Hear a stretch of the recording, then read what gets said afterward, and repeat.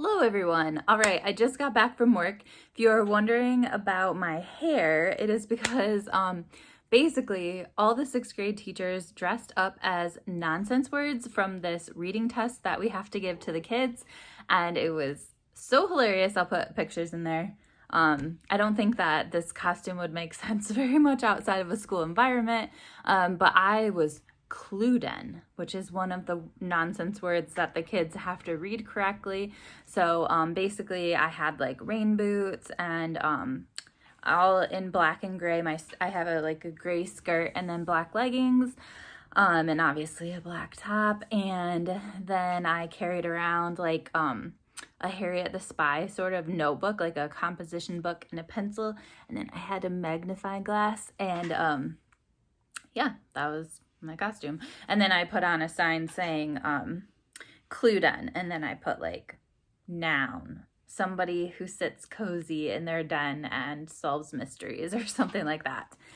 Anyway, so that is why I look like this. But let's talk about COVID for a second, and then I want to get into talking about my picks for Nonfiction November. So I was definitely exposed to COVID.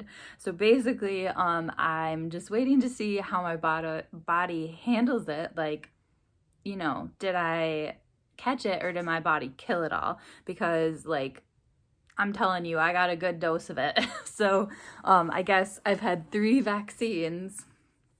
So regardless of what happens, like, I'm positive that my body has now experienced the real thing. And so we'll see if I actually end up with COVID or not.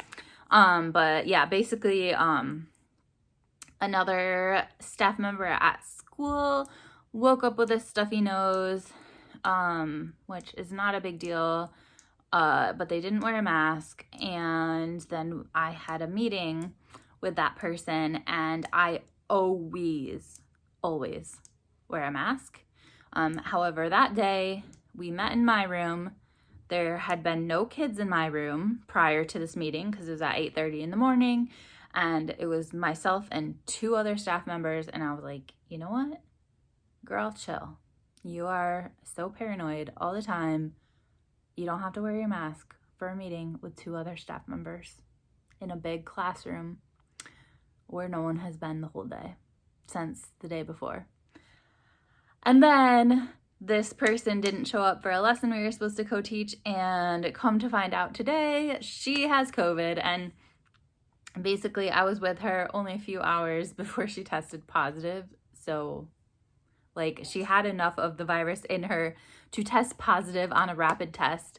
And then she got the legit up your nose test. I don't know what it's called, a PCP or something with a P and a C, but I don't remember what the last initial is. And she's waiting on the results for that. I freaked out and I decided to schedule a nasal swab legit test today. And then I was like, no, like, that's stupid, because like, if I had been exposed, it has been 30 hours.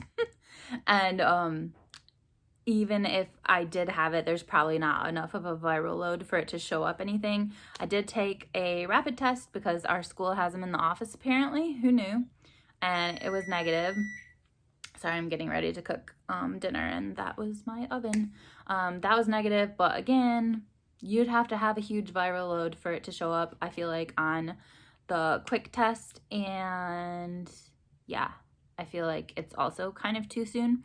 So basically, I'm just going to stay at home this weekend. I want to tell you a little bit about Nonfiction November, and then I'm just going to be home reading. I had a party I was supposed to go to tonight. I'm not able to go to. I just want to make sure that I'm keeping people safe. So I don't think I really have symptoms. I'm a little tired, but it's also like, it was Halloween at school today. And I have a little bit of sinus drainage, but that also happens when the temperature goes up and down and up and down and up and down. So I don't know. It could also be like I'm thinking about it, and so I'm making these symptoms happen.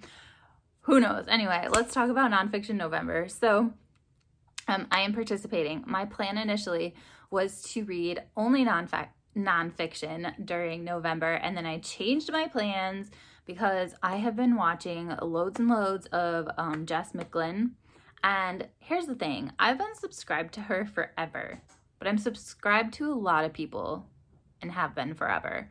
And what I feel like is there's a lot of people that just, they end up in my feed or whatever, and then I don't watch them because I have like my normal people that like, if I have time, I will watch these people every time. And so I think one day I just decided, like, why am I subscribed to these people? Like, I need to just, whoever shows up, I'm going to click on their video, watch it.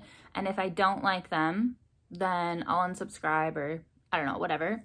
And then I watched one of her videos, and I had seen her before, but I was like, oh my gosh, I've been binge watching her for like ever.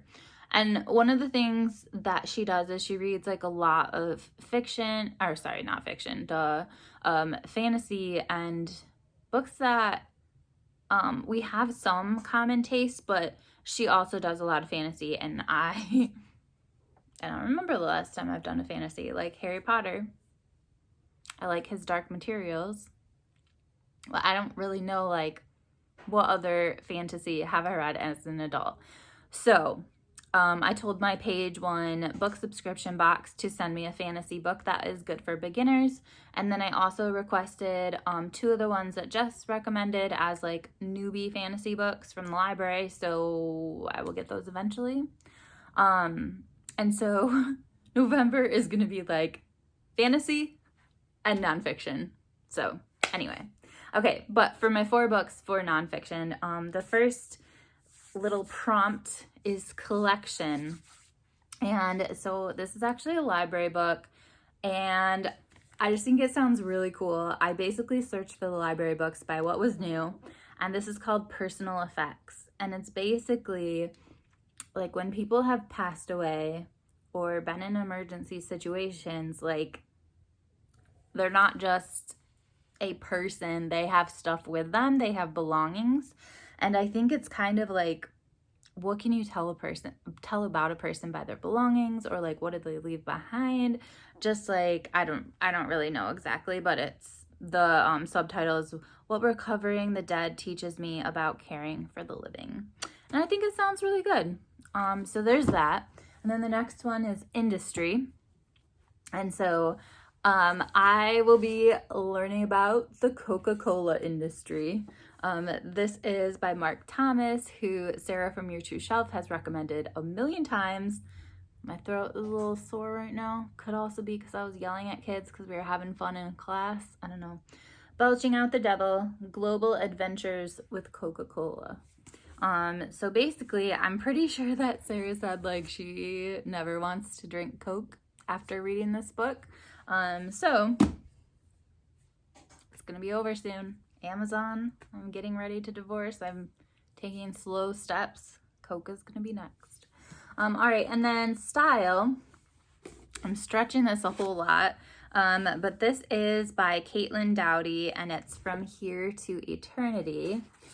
So she is like a mortician or whatever, and her books are amazing. They're so informative, but they're also like hilarious, which is the perfect nonfiction.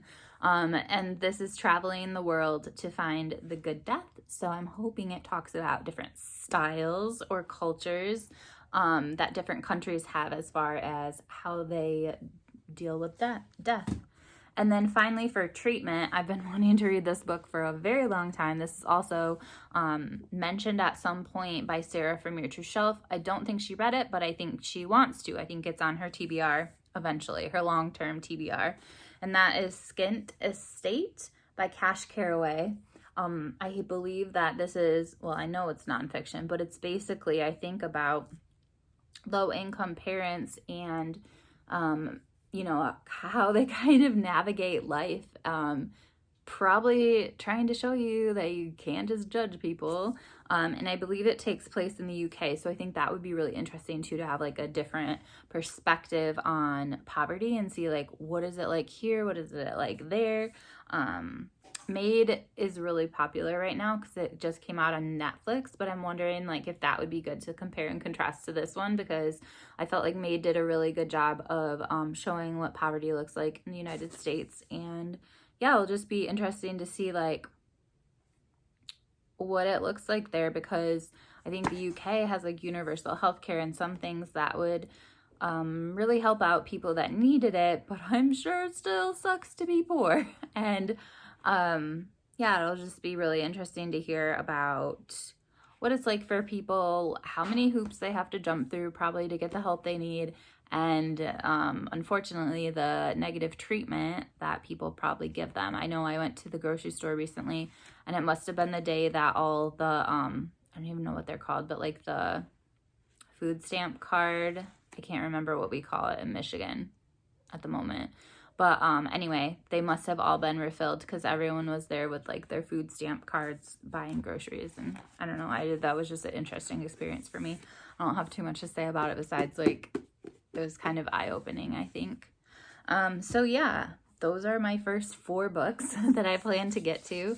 I won't read them like, I basically want to read whatever I want in November, so it's going to be those 4 nonfiction, it's going to be fantasy, and it also is going to be whatever the crap I want to read. So I won't necessarily read these in order or anything, but I'll get to them at some point during the month. I will just be chilling and reading hopefully the rest of this weekend, and I will give you an update probably Monday or Tuesday with what I've read and if I have COVID or not. I will talk to you guys soon. Bye.